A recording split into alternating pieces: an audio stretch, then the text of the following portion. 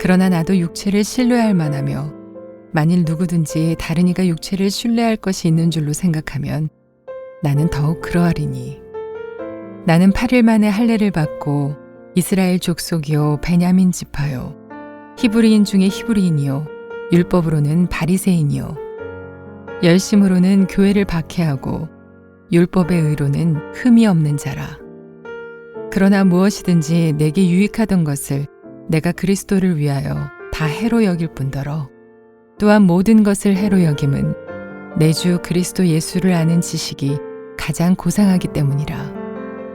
내가 그를 위하여 모든 것을 잃어버리고 배설물로 여김은 그리스도를 얻고 그 안에서 발견되려 함이니 내가 가진 의는 율법에서 난 것이 아니요 오직 그리스도를 믿음으로 말미암은 것이니 곧 믿음으로 하나님께로부터 난 의라. 내가 그리스도와 그 부활의 권능과 그 고난에 참여함을 알고자 하여 그의 죽으심을 본받아 어떻게 해서든지 죽은 자 가운데서 부활에 이르려 하노니 내가 이미 얻었다 함도 아니요 온전히 이루었다 함도 아니라 오직 내가 그리스도 예수께 잡힌 바 된 그것을 잡으려고 달려가노라. 형제들아, 나는 아직 내가 잡은 줄로 여기지 아니하고 오직 한 일, 즉 뒤에 있는 것은 잊어버리고 앞에 있는 것을 잡으려고 표대를 향하여 그리스도 예수 안에서 하나님이 위에서 부르신 부름의 상을 위하여 달려가노라. 그러므로 누구든지 우리 온전히 이룬 자들은 이렇게 생각할지니 만일 어떤 일에 너희가 달리 생각하면 하나님이 이것도 너희에게 나타내시리라. 오직 우리가 어디까지 이르렀든지 그대로 행할 것이라. 가슴에 우리 손을 얹고 신앙을 고백과 함께 말씀을 나누겠습니다. 제가 먼저 고백하겠습니다. 하나님은 나를 사랑하십니다. 나는 그 사랑 안에 있습니다. 하나님은 오늘 나에게 말씀하실 것입니다. 그 말씀에 능력이 있습니다. 그 말씀에 생명이 있습니다. 나의 마음을 하나님께 열겠습니다. 나의 생각을 예수님께 집중하겠습니다.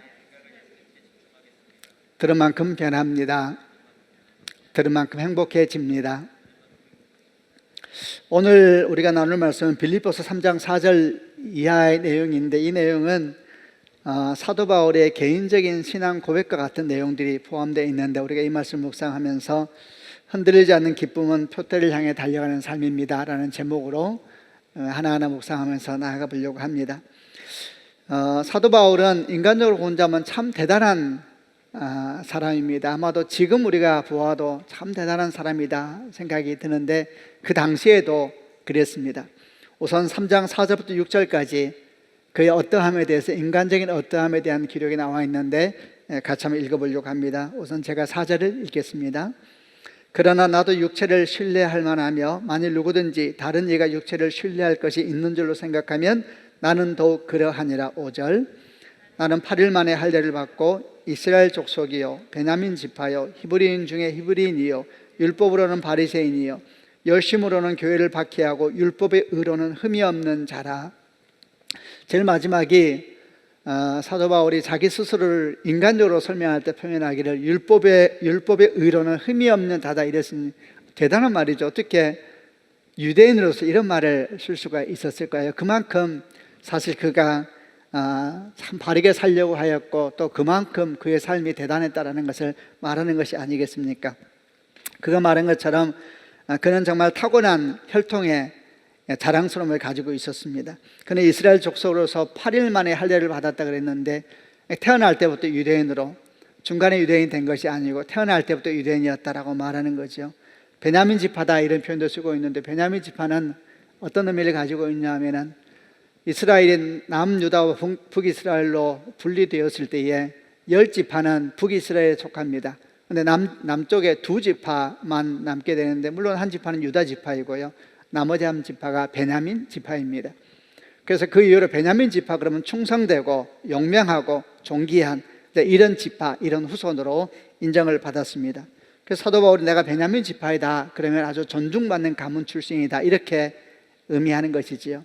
또 그는 히브리인 중에 히브리인이다 이렇게 설명합니다. 이 말은 양쪽 부모님이 다 히브리인이다 히브리인 그러니까 이런 히브리인 중에서는 부모 중에 헬라인도 있을 수 있는데 나는 그렇지 않고 순수한 혈통을 가졌다, 이렇게 이제 설명을 하고 있는 겁니다.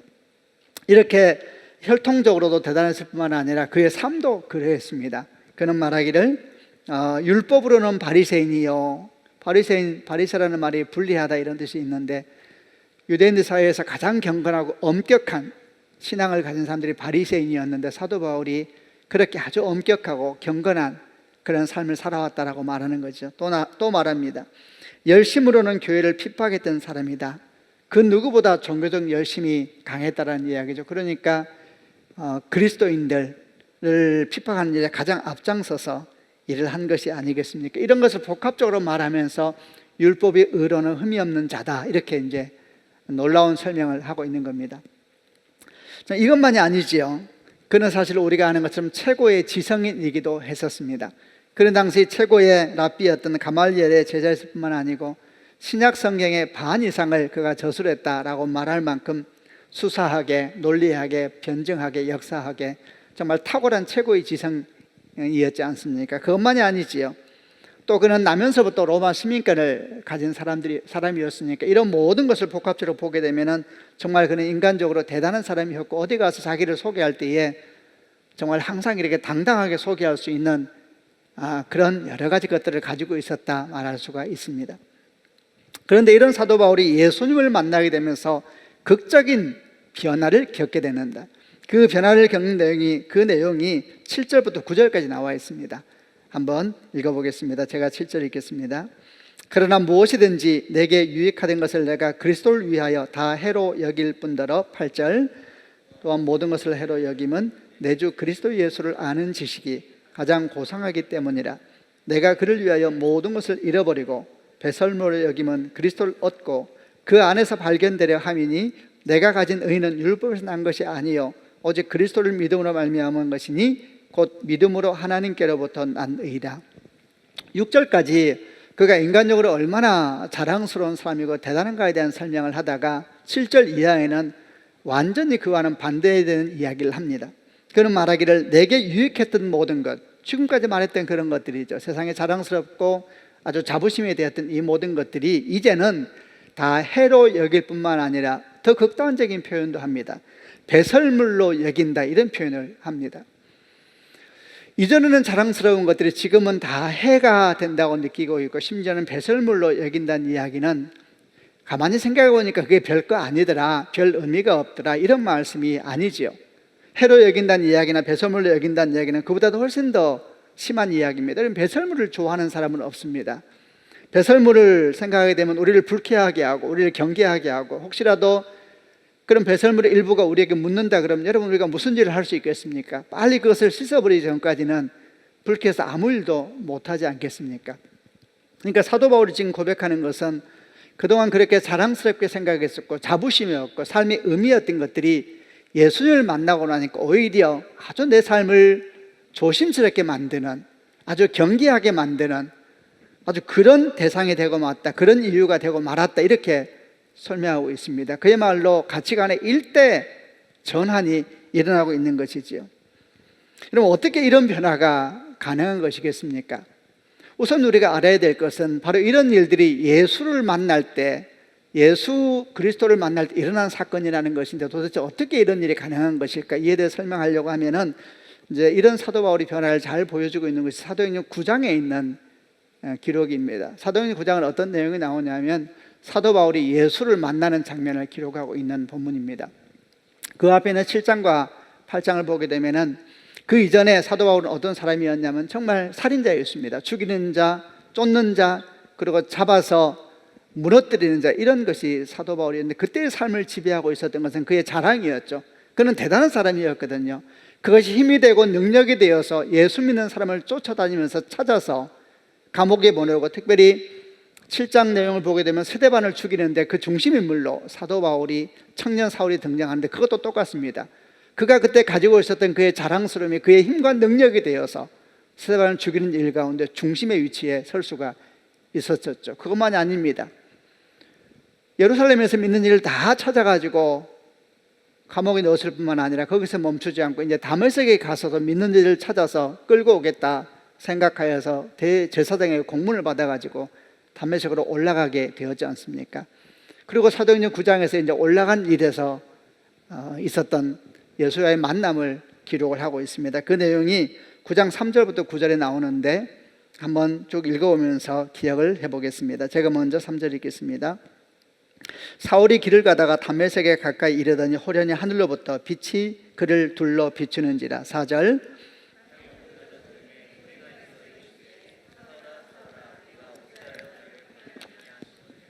대답하되 주여 누구시니까? 이르시되 나는 네가 박해하는 예수라. 6절 너는 일어나 시내로 들어가서 네가 행할 것을 네게 이를 자가 있느니라 하시니 같이 가던 사람들은 소리만 듣고 아무도 보지 못하여 말을 못하고 서 있더라. 8절 사울이 땅에서 일어나 눈은 떴으나 아무것도 보지 못하고 사람의 손에 끌려 다메섹으로 들어가서 사흘 동안 보지 못하고 먹지도 마시지도 아니하니라.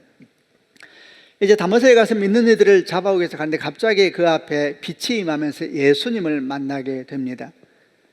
여러분, 너무 놀라가 사도 바울이 주저앉아 버렸는데 바로 하나님의 음성이 들리지 않습니까? 사울아 사울아 어찌하여 네가 나를 핍박하느냐? 주여 누구시니까? 나는 네가 핍박하는 예수라. 이때 사도 바울이 청년 사울이 받았던 충격이 얼마나 컸을까요? 그는 주저앉아 버렸는데 아무 말도 하지 못하죠. 정말 엄청난 충격을 받았을 것이고 이 충격은 오직 사도 바울만이 알 것입니다. 그가 얼마나 하나님을 사랑한다고 생각했던 사람입니까? 그것 때문에 하나님을 대적한다 생각해서 그리스도인들을 잡아서 죽이는 일 가운데 앞장섰었는데 알고 보니까 바로 그들이 하나님의 사람이었고 자기가 쫓아다녔던 것이 하나님을 향하여 대적하는 것이었다는 사실을 알았을 때에 아마 사도 바울의 마음은 감당할 수가 없었을 겁니다. 일어나서 이제 가려고 하는데 눈이 빛으로 말미암아 보이지 않는 것을 알게 되었고 그래서 사람들 손에 의지하여서 다메섹까지 가가지고 3일 동안 보지도 못하고 먹지도 못하고 마시지도 못했다 그랬으니까 아마도 그는 다메섹에 있는 한 방에 들어가서 죽은 사람처럼 그 시간을 보내지 않았을까요? 정말 그 시간은 정말 사도 바울이 청년 사울이 죽는 시간이었을 것입니다. 엄청난 충격을 받았을 겁니다. 그런데 주님께서 청년 사울에게 말하지 않습니까? 다메섹에 들어가면은 네가 행할 일을 너에게 이를 사람이 있을 것이다 이렇게 말씀하신 것처럼 하나님께서 아나니아라고 하는 제자에게 나타나셔서 청년 사울을 찾아가서 안수하여 주라 이렇게 말을 했습니다. 처음에는 아나니아가 깜짝 놀랐지만 그 말씀을 순종하여 찾아가서 아마 방에 있는 어둠 가운데 죽은 자처럼 있는 청년 사울을 안수해 줬겠지요. 안수해 주자 어떤 일이 생겼었습니까? 그게 사도행전 9장 18절에 기록이 되어 있습니다. 같이 한번 읽어보겠습니다. 시작. 즉시 사울의 눈에서 비늘 같은 것이 벗어져 다시 보게 된지라 일어나 세례를 받고. 사울의 눈에서 비늘 같은 것이 벗어졌다 이렇게 이야기를 하고 있습니다.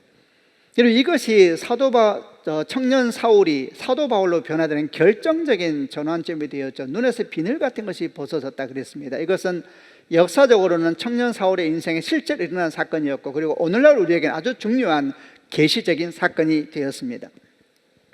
여러분 눈에서 비늘 같은 것이 벗겨졌다 그런데 이것이 무슨 비닐이었겠습니까? 한 가지 분명한 것은 우리도 우리 눈에서 이런 비늘 같은 것이 벗어져야 된다는 것이죠. 여러분 이 비늘이 무엇이겠습니까? 우리 눈을 가리고 우리 마음을 덮고 우리 생각을 사로잡고 있는 이 비늘이 무엇이겠습니까? 예, 그렇죠. 이 비늘은 바로 세상이 주는 가치관의 비늘이고 세상이 우리에게 주었던 세계관의 비늘이고 그리고 세상에 주었던 지식과 생각의 비늘인 것입니다. 이런 비늘이 우리를 덮고 있으니까 어떤 일이 생깁니까? 볼 것을 보지 못하고 들을 걸 듣지 못하고 만질 걸 만질 수가 없는 것입니다.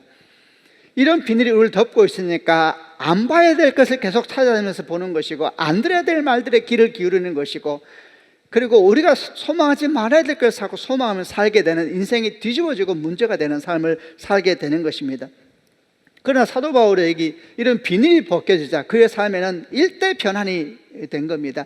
모든 것이 새롭게 보이는 것입니다. 눈에서 비닐이 벗겨지니까 꺼풀이 벗겨지니까 이제 진짜가 보이기 시작하는 것이죠.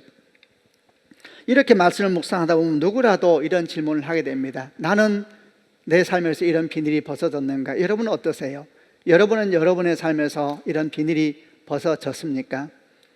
지금은 천국에 계시지만은 한동대 초대 총장을 하셨던 김영길 장로님께서 신트로피 드라마라는 작은 책을 하나 쓰셨는데 아주 개인의 신앙 간증과 같은 내용이 담겨 있는데 거기에서 그분이 하나님을 만나는 장면을 이렇게 기록하고 있는 걸 보았습니다. 이분은 이제 무신론 공학자였기 때문에 공학자로서 물질 세계를 벗어나서 영이라든지 또는 영혼 이런 것은 단지 상상의 산물에 불과하기 때문에 과학자로서 영적 세계를 믿는다는 것은 부적절한 것이다 생각하여서 믿지 않고 가까이 하지 않는 사람이었습니다. 그런데 미국에 유학 중에 이제 한 사람은 소개받아서 결혼을 해야 되겠는데 이 사람의 조건이 예수님을 믿는 사람, 교회를 다니는 사람하고만 결혼을 하겠다 이래서 이제 교회 다니려고 결정을 하고 약속을 하고 결혼을 하게 되어서 이제 결혼 후에 교회를 다니게 됐다고 합니다. 이제 공부 다 끝나고 난 다음 미국 나사에서 연구원에 대해서 근무를 하게 되는데 그 나사의 연구소에서 화요일마다 신우회가 열려서 이제 교회를 다니기로 하고 성경을 하기로 했으니까 신우회를 나가게 되었는데 나가보니까 자기는 과학자가 어떻게 그런 영적인 것을 믿을 수 있느냐라고 생각했었는데 나가보니까 아주 명망 있는 과학자들이 와서 하나님을 찬미하고 기도하고 주의 말씀을 배우는 걸 보고 충격을 받아요. 그러면서 나도 그러면 성경을 배워야 되겠구나 생각하고 성경을 읽으려고 하니까 주변 사람들이 권면하기를 성경 읽을 때 신약부터 읽으면 좋다, 또 요한복음부터 읽으면 좋다. 그래서 이제 성경을 펴놓고 요한복음부터 읽기 시작했다고 합니다. 그런데 한 장을 딱 읽고 요한복음 2장을 들어가려고 하는데 2장을 읽다 말고 더 이상 못 읽겠다 생각이 들었대요. 왜냐하면 요한복음 2장을 보니까 물이 포도주로 바뀌는 가나 혼인잔치 말씀이 기록되어 있는데 도대체 이해할 수가 없는 겁니다. 어떻게 맹물이 배달되는 과정 가운데 화학 방정식이 변할 수가 있단 말인가? H2O에서 어떻게 C2H5OH로 변할 수가 있는 것인가? 이 과학자의 시야에서 이해할 수가 없는 것입니다. 이 장로님 생각에는 화학 방정식이 변화되는 것은 핵융합 반응에서 일어나는 것인데 핵융합 반응은 상온에서 있을 수 없는 일이기 때문에 이 성경 말씀은 아주 모순이고 문제가 있는 것이다. 생각이 되니까 이제 2장을 넘어갈 수가 없어서 성경을 덮어버렸다고 합니다. 성경을 안 읽는 이유를 아내에게 말했겠죠. 그러니까 이제 아내가 이렇게 말하더랍니다. 그렇게 의심하면서 읽으면 하나님께서 기분 나빠하신다. 그냥 믿으면서 읽으시라고. 그 말 들으니까 아주 착한 분이에요, 장로님이. 그래서 그러면 이왕 읽기 시작한 거 그냥 끝까지 한번 읽어보자 하고 읽는데 6장에 가서 이제 더 큰 난관을 만나게 된 겁니다. 6장을 보니까 예수님께서 보리떡 5개와 물고기 2마리로 5,000명을 먹이시고 12광주리가 남았다 그랬는데 이건 물이 포도주 변한 사건보다 더 비과학적인 사건이고 있을 수가 없는 일인 거예요. 왜냐하면 이것은 과학의 가장 기본적인 법칙인 질량과 에너지 보존 법칙, 연력학 제1법칙을 어긋나고 있기 때문에 장로님 생각할 때 이건 있을 수가 없는 일이고, 그래서 생각하기를 성경은 모순이 가득 차 있구나, 이렇게 비논리적인 모순으로 가득 찬 책을 내가 어떻게 읽을 수 있단 말인가 하고 성경을 다시 덮어버리고 이제 도저히 못 보겠다 생각을 하게 됐는데, 좀 지나니까 여기저기 소문이 들리기를 장로님을 위해서 기도하는 사람들이 막 생기기 시작하는 거예요. 그리고 또 들어보니까 어떤 분은 장로님이 예수를 만나기 원한다 그러면서 새벽에 금식하면서 기도하는 소리까지 듣게 되어서 아주 착한 분이 마음이 이런 생각이 들었대요. 이런 민폐가 어디 있는가? 그럼 내가 성경을 다시 한번 공부를 해봐야 되겠다. 그래서 마음을 좀 잡고 여러 시간에 걸쳐서 성경을 읽고 공부하고 하는데 믿음이 좀 생기기 시작하더래요. 그러나 믿음이 생기는 것 같지만 이 믿음이 생명력 있는 믿음이 아니어가지고 아주 그냥 역사가 안 일어나는 것이죠. 그러던 어느 날, 부활절 앞둔 날 하루는 헬렌즈 목사가 쓴 지구의 해방이라는 책을 읽게 되었는데, 이 책에는 그동안 장로님이 성경을 보면서 이해할 수 없었던 신학적인 주제들을 아주 차분하게 다 적어 놓았는데 그걸 읽고 있는데 너무 좋은 거예요. 그래서 밤새면서 읽는데 장로님이 뭐라고 말하냐면, 그 책을 읽는 중에 내 마음 깊은 곳에서 뭔가 설명할 수 없는 환희가 올라오기 시작했다. 그러면서 이렇게 그 밤의 경험을 기록해 놨습니다. 마치 내 눈을 덮고 있던 비늘이 떨어져 나가는 것 같았고 드디어 영의 세계가 열리고 있었다. 형언할 수 없는 기쁨이 찾아왔다. 내 인생에 AD와 BC가 갈라지는 날이었다. 여러분, 사도 바울이 다메섹으로 올라가다가 보지 못하게 되면서 3일 동안 죽음 같은 시간을 보내고 아나니아가 그에게 안수할 때 눈에서 비늘 같은 것이 벗어졌다 그랬는데 똑같은 것입니다. 똑같은 겁니다. 그러니까 이 장로님이 그 다음에 뭐라고 하냐면, 이렇게 그 밤이 지나면서 정말 내 눈에서 비늘 같은 것이 벗겨지고 나니까 갑자기 믿어지기 시작하더래요. 믿어지기 시작하더래요. 하나님의 성품이 받아들여지기 시작하고 하나님께서 하늘과 땅의 모든 걸 창조하신 분이라는 것이 믿어지기 시작하고, 영원하고 거룩하시고 전지전능하신 하나님의 것이 믿어지기 시작하고, 그동안 그렇게 이해되지 않았던 말씀들이 받아들이기 시작하고 믿어지기 시작하더라는 것이죠. 여러분, 이런 것이 눈에서 비늘이 벗어지는 사건인 것입니다. 이해가 아니라 믿어지는 것입니다. 이해라는 것은 지적인 영역이지요, 믿어지는 것은 영적인 영역입니다. 다른 것입니다. 여러분, 이것은 맹목적인 신앙이 아닙니다. 이전에는 보는 것만 보고 믿었었거든요. 장로님처럼 과학이라는 잣대와 그 시야만 가지고 거기에 맞지 않으면 내가 동의할 수 없다, 내가 이해할 수 없으면 동의할 수 없다, 이렇게 했었는데, 눈에 비늘이 벗겨지고 나니까 이제는 보이지 않는 것이 보이면서 뭐가 보이기 시작하냐면, 그동안 자기가 얼마나 교만했는지가 느껴지기 시작하는 거예요. 그동안 자기가 많은 것을 알면서 그 잣대를 가지고 재는 것 같았지만, 눈에 비늘이 벗겨지고 나니까 뭘 알게 되냐면은, 사실은 자기가 아는 것이 아무것도 없다는 사실이 다가오는 것이죠. 여러분, 사실 우리가 아는 것은 아무것도 없지 않습니까? 우리가 안다는 것은 진리라는 거대한 대양에서 한 방울 물도 되지 않지 않습니까? 그런데 그 얕은 지식으로 온 세상을 판단하고 우주를 정죄하면서 믿을 수 없다, 믿을 수 있다, 이렇게 말했었는데, 갑자기 눈에 비늘이 벗겨지니까 다름이 아니라 자기가 막 보이기 시작하는 거예요. 자기가 아무것도 아닌 거예요. 자기가 아무것도 아닌 걸 알게 되니까 갑자기 영의 영역이 열리기 시작하면서 믿어지는 거예요. 믿어지는 거예요. 이런 역사가 눈에서 비늘이 벗어지는 역사였습니다. 이런 역사가 사도 바울에게도 있었던 것이고, 그러다 보니까 우리가 보았던 빌립보서 3장 4절 이하에서 자기가 그렇게 자랑스럽게 생각했던 것들이 눈이 열리고 나니까 그게 자랑스러운 것이 아니라 어떤 면에서는 내 인생에 아주 위험한 영적인 함정이 될 수가 있구나라는 것을 알게 된 것이죠. 내가 자랑하고 내가 뿌듯해하고 내가 자부심이 되었고 내 삶의 의미라고 생각했던 것들이 영적인 안목이 열리고 나니까 그렇지 않다라는 걸 알게 되니까 그의 삶에 근본적인 변화가 일어나게 된 것입니다. 여러분, 우리는 질문하지 않을 수 없습니다. 우리 눈에서는 이런 비늘이 벗어졌습니까? 여러분, 이 비늘은 오직 예수님을 만날 때만 벗어질 수가 있는 것입니다. 다른 무엇으로도 이런 영적인 눈은 띄어질 수가 없습니다. 예수를 만날 때만 눈이 띄어질 수가 있는 것입니다. 그리고 예수를 만날 때 완전하게 다 띄어지는 것이 아닙니다. 아주 중요한 비늘이 벗어지지만은 그래서 찌꺼기가 남아 있습니다. 찌꺼기가. 그래서 예수를 알아가면서 점점 더 그 찌꺼기도 하나하나 벗겨지면서 더 분명하게 보게 되고 더 온전하게 보게 되고, 그래서 영이 깨끗해지고 내면이 깨끗해지고 삶이 단순해지고, 이렇게 이게 사실은 예수를 닮아가는 삶이요, 정결해지는 삶이요, 성장해가는 삶이 아니겠습니까? 여러분, 축복합니다. 여러분 다 예수를 만나셨다면 이미 그런 영적인 변화가 여러분 가운데 시작되었을 줄로 믿습니다. 아멘이죠. 그러나 거기서 멈추면 안 됩니다. 이렇게 비늘이 벗어져도 예수를 알아가면서 우리 안에 있는 남아있는 찌꺼기들이 있습니다. 찌꺼기들이. 그래서 어떤 영역에 찌꺼기가 다 막고 있으면 분별이 안 되고 믿어지지가 않는 일이 생기게 되는데, 많이 기도하고 주 앞에 서서 바로 이런 걸 가지고 주의 은총을 구하다 보면 어느 순간 영이 깨끗해져요. 깨끗해지고 단순해지고 이러면서 분별되고 나아가게 되면은 하나님께서 우리를 더욱더 주 예수 앞에 가까이 나아가게 하는 그런 은혜를 더하여 주실 것입니다. 질문하시길 바랍니다. 우리 눈에서는 비늘이 벗어졌는가? 더 나아가서 내 삶의 어느 영역에서 아직도 비늘의 찌꺼기가 남아있어서 나를 믿지 못하게 하고 나를 주 앞에 나아가지 못하게 하는가? 여러분, 이런 질문하고 기도하는 것만으로도 복될 것입니다. 이렇게 사도 바울의 눈에서 비늘이 벗어졌을 때에 이제 가치관이 변하기 시작하니까 어떤 또 일이 생기겠습니까? 인생의 방향이 변하기 시작하는 것이죠. 그 바뀐 방향이 기록된 것이 10절부터 14절까지 그의 인생의 방향이 바뀌어버립니다. 10절부터 14절까지 한번 내용을 같이 보겠습니다. 제가 10절 먼저 읽겠습니다.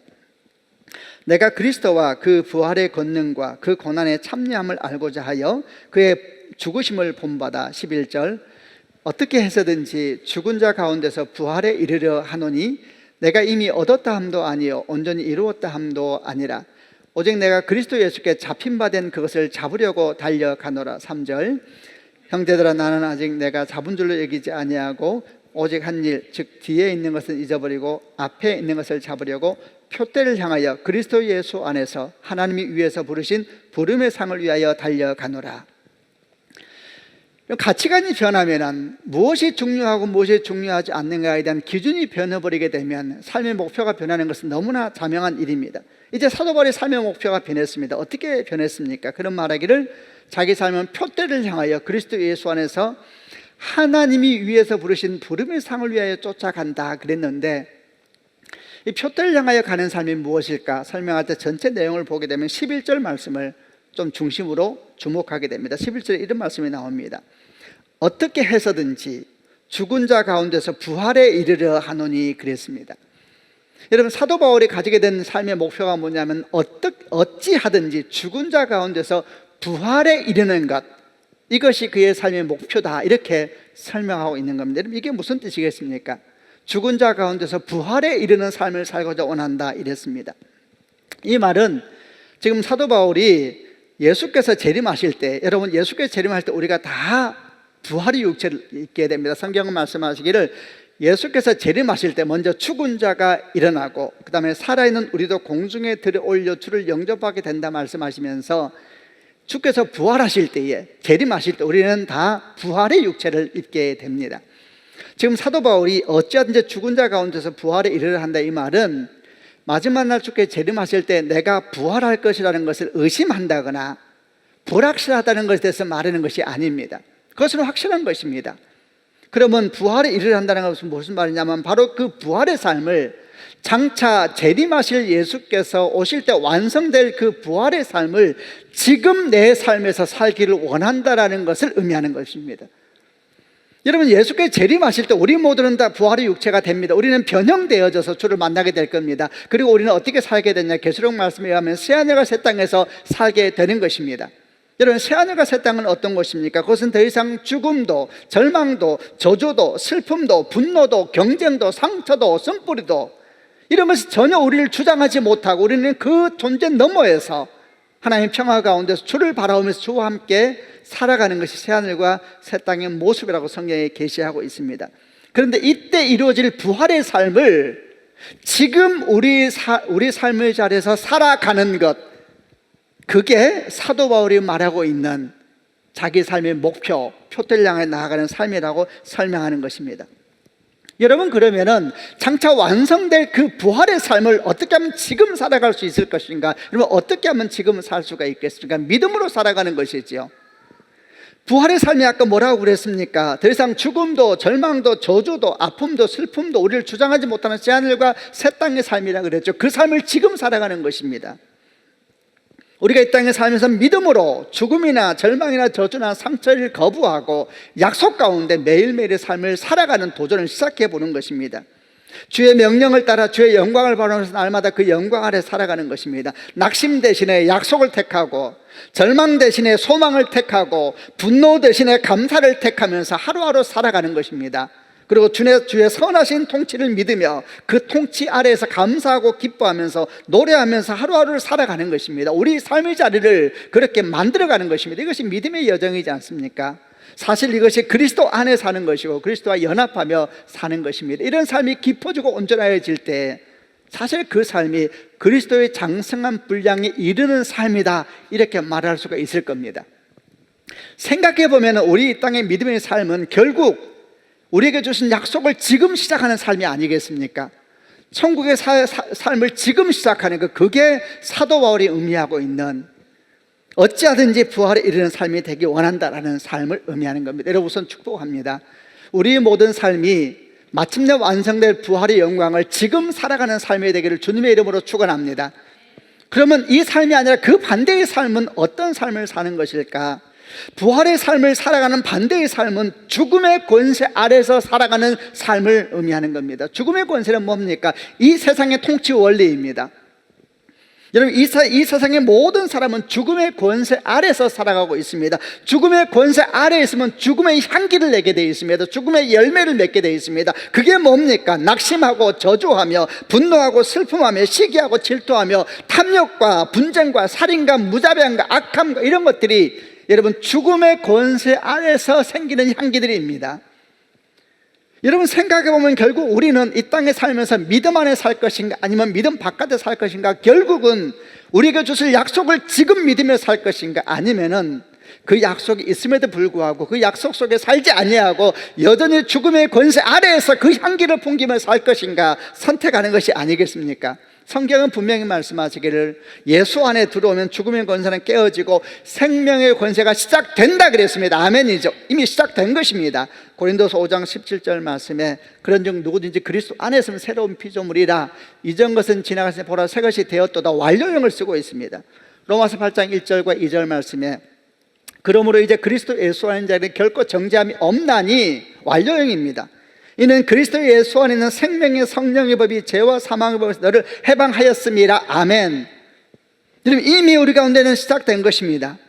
여러분, 다시 한번 축복합니다. 우리의 삶이 마침내 완성될 부활을 오늘 살아가는 그런 삶이 되기를 주님의 이름으로 축원합니다. 죽음의 권세를 거부하고 우리 삶의 생명의 향기를 일으키기를 소망하면서 걸어가는 삶의 소망, 여러분 그런 소망이 여러분 가운데 있기를 원합니다. 아멘이죠. 내가 그것을 제대로 살 수 있을까라고 질문하지 마십시오. 지금은 우선 그런 소망이 여러분 가운데 있기를 바랍니다. 아멘이죠. 여러분 그런 소망을 가져야 합니다. 이제 사도 바울은 여기서 끝나지 아니합니다. 그러면 이런 소망을 가지고 내가 오늘 어떻게 살아야 될 것인가 설명하면서 그는 경주자의 비유를 들기 시작합니다. 12절부터 14절까지 한 번 더 같이 읽어보겠습니다. 12절부터 14절까지 제가 12절을 먼저 읽어보겠습니다. 내가 이미 얻었다 함도 아니요 온전히 이루었다 함도 아니라 오직 내가 그리스도 예수께 잡힌 바 된 그것을 잡으려고 달려가노라. 13절 형제들아 나는 아직 내가 잡은 줄로 여기지 아니하고 오직 한 일 즉 뒤에 있는 것을 잊어버리고 앞에 있는 것을 잡으려고. 14절로 같이 읽겠습니다. 표대를 향하여 그리스도 예수 안에서 하나님이 위에서 부르신 부름의 상을 위하여 달려가노라. 반복해 나오는 표현이 있습니다. 달려가노라 달려가노라 이랬습니다. 그것을 잡으려고 달려가노라, 부름의 상을 위하여 달려가노라. 이 달려가노라는 표현은 경기 때 쓰는 단어입니다. 경주자의 모습을 설명하는 것입니다. 마침내 이루어질 부활의 삶을 내가 오늘 살겠다, 거룩한 꿈을 가지고 어떻게 살아야 되는가, 경주자처럼 삶을 살아야 된다, 이렇게 말하고 있는 겁니다. 잡으려고 달려가노라.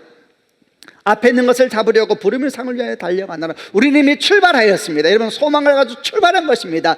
예수를 믿는 순간 출발된 것입니다. 아멘이죠. 그래 어떻게 하냐, 약속을 향하여서, 표대를 향하여 마침내 이루어질 그 부활의 영광을 보면서 지금 그 부활의 삶을 살면서 달려가야 된다, 이렇게 설명하고 있는 겁니다. 한번 상상해 보시길 바랍니다. 결승선을 향해서 달려가는 선수를 상상해 보시길 바랍니다. 그는 달리고 또 달립니다. 결승선이 저 앞에 보입니다. 어떻게 하냐, 손을 뻗어서 그 결승선을 손을 잡으려고 하지 않겠습니까? 앞에 있는 것을 잡으려고 이렇게 표현하고 있죠. 앞에 있는 것을 잡으려고 온 힘을 다해서 달려가고 있는 경주자의 삶을 설명하고 있는 겁니다. 아직 완성된 것이 아닙니다. 우리는 거룩한 소망으로 이제 다름질을 시작하고 있는 것과 같은 것입니다. 완성된 것이 아니게 달려가고 있다는 것이죠. 그러면서 이 다름질이 성공하기 위해서 세 가지의 우리가 배워야 될 태도를 사도 바울이 이야기를 합니다. 첫 번째, 이 다름질의 설명에서 필요한 태도는 뭐냐? 첫 번째, 아직 내가 잡은 줄로 여기지 아니하고 그랬습니다. 첫 번째 태도는 아직 내가 잡은 줄로 여기지 않는 태도입니다. 벌써 내가 얻었다고 생각하지 않는 것입니다. 자기 자신을 보면서 이 정도면 내가 부활의 삶을 제대로 살고 있는 것이지 라고 스스로 만족하지 않는 것입니다. 여러분, 우리의 영적 기준은 무엇입니까? 여러분이 생각하는, 여러분이 소망하는 영적 기준은 무엇입니까? 나는 어디까지 영적으로 성장하기를 원합니까? 그런 기준이 어디입니까? 혹시 여러분은 구원 얻는 것만으로 충분하다 생각하고 있지는 않습니까? 매우 비성경적입니다. 여러분, 구원 얻는 것만으로 충분한 것이 아닙니다. 신약 성경을 보십시오. 신약 성경 거의 대부분은 구원받은 자에게 주신 말씀입니다. 구원받은 사람이 어떻게 살아야 될 것인가에 대한 말씀을 주신 것은 구원 얻는 것만으로 충분한 것이 아닙니다. 우리는 구원 얻음을 넘어서 구원받은 사람으로서 그리스도의 장성한 분량까지 이르러 가야 합니다. 여러분, 그것이 우리 인생의 신앙의 여러분 목표가 되어야 합니다. 건강한 꿈입니다. 욕심도 아니고 욕망도 아닙니다. 그리스도의 장성한 분량이 이르기까지 성장해 가는 것입니다. 교회 잘 다니고 예배 잘 드리고 셀 모임 잘하고 시간 되면 봉사하고 해외 아우리치 나갔다 오고, 여러분 이러면 다 된 것이 아닌 것입니다. 여기서 멈추면 안 됩니다. 그리스도의 장성한 분량까지 이루고 싶은 거룩한 꿈, 여러분 그런 거룩한 꿈이 있어야 되는 것입니다. 바로 이 이야기가 아직 내가 자본주의를 여기지 아니하고 목표를 정확하게 하라는 것이죠. 한번 생각해 보십시오. 지금 사도 바울은 경주자의 비유를 하고 있다 그랬습니다. 이제 막 출발했습니다. 저 앞에 목표가 보입니다. 근데 출발하자마자 이 경주자가 열심히 달리면서 생각하기를 내 목표는 중간까지다 그렇게 생각한다고 생각해 보십시오. 나는 출발만 해도 충분하다. 그러면 출발하자마자 더 이상 달리지 않는다면 응원하고 있는 사람들은 그를 보면서 뭐라고 생각할까요? 그를 승리자라고 부르겠습니까? 결코 그렇지 않습니다. 그를 포기자라고 부르겠죠. 그는 승리자가 아닙니다. 우리의 목표는 그리스도의 장성한 분량까지 이르는 것입니다. 오늘 우리가 부활의 삶을 살면서 마침내 이루어질 부활을 꿈꾸면서 부활의 삶을 살면서 우리가 부족하고 우리가 연약하게 낙심할 것이 없습니다. 그러나 내가 그리스도의 장성한 분량에 이르리라, 이런 거룩한 꿈을 포기하면 안 되는 것입니다. 두 번째, 또 어떤 마음이 필요한가? 이 다름질에 성공해서 필요한 두 번째 마음은 뒤에 있는 것을 잊어버리고 그랬습니다. 뒤에 있는 것을 잊어버리는 마음이 필요합니다. 뒤에 있는 것은 무엇입니까? 과거를 말하는 것입니다. 과거에 매이지 말라는 이야기입니다. 여러분, 어떻게 과거를 다 잊어버릴 수 없습니다. 또 잊어버리는 것만이 옳은 것이 아니죠. 그러나 과거에 매이고 과거에 사로잡히면 안 되는 것입니다. 이 과거라는 것은 상처만이 아닙니다. 영광도 있습니다. 과거의 영광에 사로잡혀 사는 사람도 있고 과거의 상처에 사로잡혀 사는 사람들도 있습니다. 다 건강하지 않은 것입니다. 다시 레이스를 생각해 보겠습니다. 이제 주의 은총으로 다림질을 막 시작했습니다.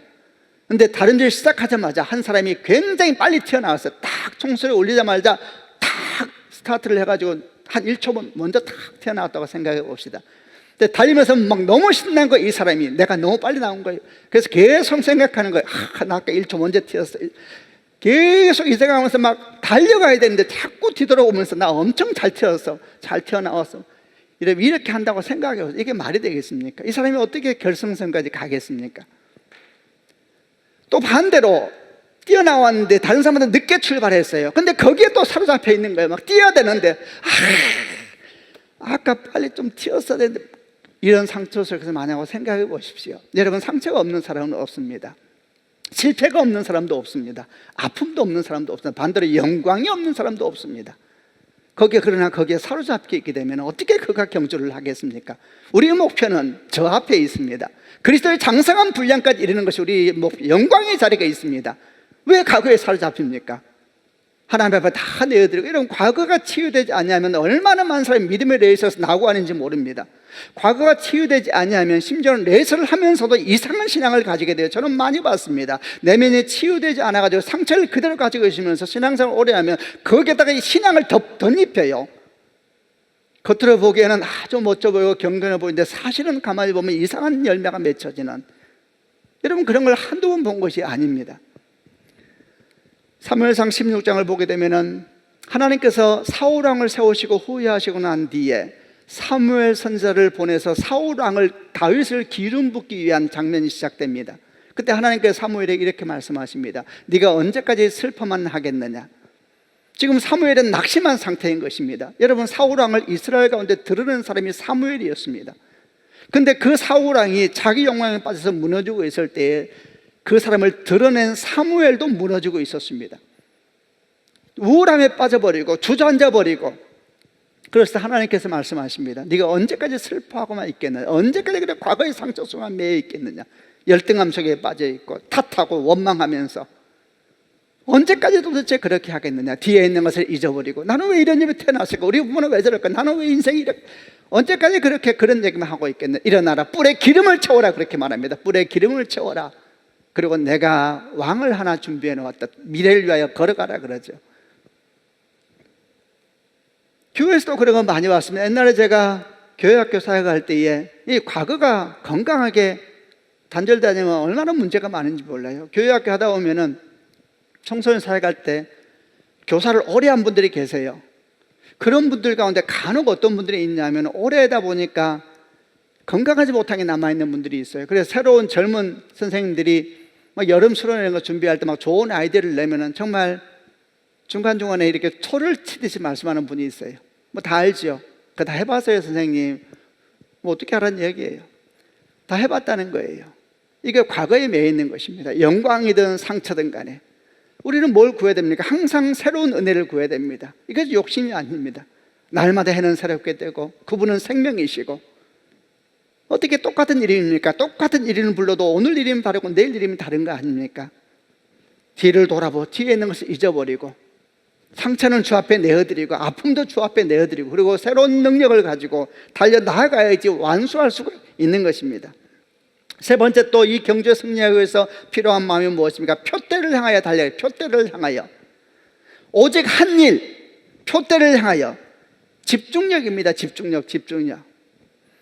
여러분, 달리다 보면 얼마나 많은 소리가 들리겠습니까? 내 편만 있습니까? 아닙니다. 다른 편이 더 많습니다. 달리다 보면 응원 소리만 들리겠습니까? 아닙니다. 저주하는 소리도 들리는 것입니다. 달리다 보면 잘한다는 소리만 들리겠습니까? 아니죠. 아주 그냥 힘을 빼앗아 버리는 소리도 들리죠. 그렇게 기도한다고 되겠느냐? 얼마나 소리들이 많이 들려옵니까? 그러나 그런 소리에 매여서 달리는 선수가 그런 소리에 마음을 빼앗기기 시작하면 그가 어떻게 끝까지 달리겠습니까? 달릴 수가 없는 것입니다. 표대를 향하여. 우리 마음을 빼앗으려고 하는 소리들이 얼마나 많습니까? 그러나 우리 마음을 탁 지키고 약속을 향하여 앞을 보고 나아가야 흔들리지 않는 것입니다. 어느 날 제가 배를 타게 되었는데 제가 배멀미를 너무 막 파도가 너무 심해서 그러니까 그 배 하시는 분이 그러더라고요. 앞에 서라 그러더라고요. 앞을 보고 탁 보라 그러더라고요. 옆에 서 있으면 옆을 보고 있으면 배가 멀미하니까 앞을 보고 파도가 많이 치는데 앞을 보고 탁 이렇게 있으면은 배멀미 안 할 거라 그렇게 말하더라고요. 정말 그러더라고요. 옆을 보고 옆에 있는 파도를 보고 옆에 사는 소리를 듣기 시작하고 이러면은 안 되는 것입니다. 우리가 기도하고 있을 때 우리도 두려운데 기도하면서도 두렵고 기도하면서 걱정하는데 그냥 내 안에도 시끄러운데 주변 사람들 부정적인 말들, 악한 말들, 속이는 말들 이런 말들에 귀를 기울이면 어떻게 그 사람의 경주를 완수하겠습니까? 그러니까 사도 바울은 말하는 것입니다.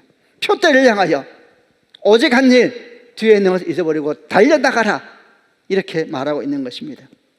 여러분, 주님의 이름으로 축복합니다. 우리는 지금 어디에 서 있습니까? 우리는 이렇게 첫 이야기를 말씀을 시작했습니다. 우리 눈에는 비닐이 벗어졌는가? 여러분, 비닐이 벗어졌습니까? 그렇다면 이제 우리는 시작한 것입니다. 이제 다른 일을 시작한 것입니다.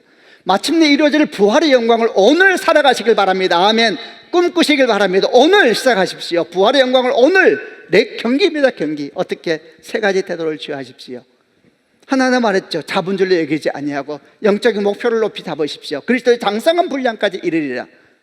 뒤를 돌아보지 마십시오. 과거에 매이지 마십시오. 상처도 아픔도 다 주 앞에 드리십시오. 날마다 새 마음으로, 날마다 새 영을 주옵소서, 날마다 새 꿈을 주옵소서. 아멘이죠.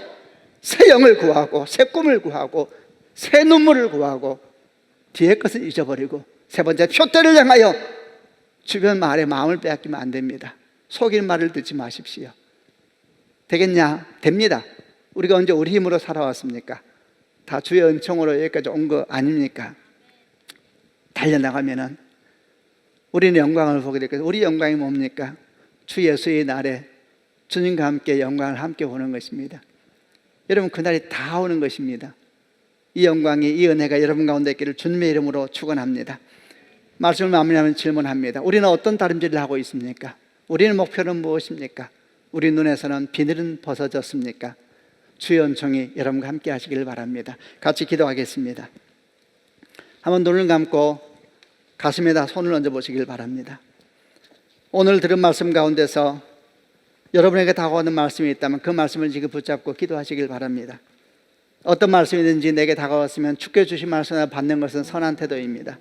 하나님 아버지, 오늘 말씀 가운데 주의 말씀을 제가 듣습니다. 하나님 아버지, 정말 눈에 비늘이 벗어지고 사도 바울의 인생이 완전히 바뀌어버렸습니다. 그의 가치관이 바뀌니까 인생의 목표가 바뀌어버렸습니다. 그는 부활을 살기 원한다고, 부활의 영광 가운데 오늘을 살기 원한다고 말하면서 그 다름질의 삶을 설명하고 있습니다. 하나님 아버지, 우리가 이 다름질의 삶을 시작하였습니다. 달려가게 하여 주시고 낙심하지 않게 하여 주시고, 하나님 아버지, 날마다 달려갈 때마다 정말 주를 향하여 온 마음으로 달려가는 믿음의 삶들에도 은혜 베풀어 주옵소서. 주신 말씀을 붙잡고 함께 통성으로 하나님께 기도하겠습니다.